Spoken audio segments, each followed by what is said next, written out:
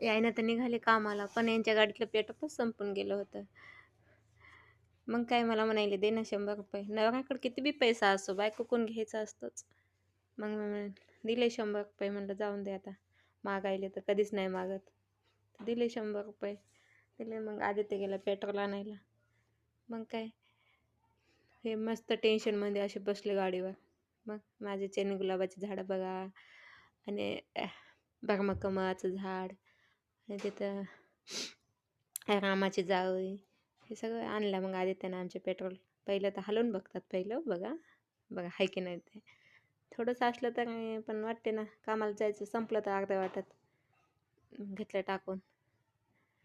लेकरांचं एकच असतं, आदित्य आणि भैया. दिदून गणू तर आईच्या इकडे गेले, तर ते तर नाहीतच किलबिलाट आमचे.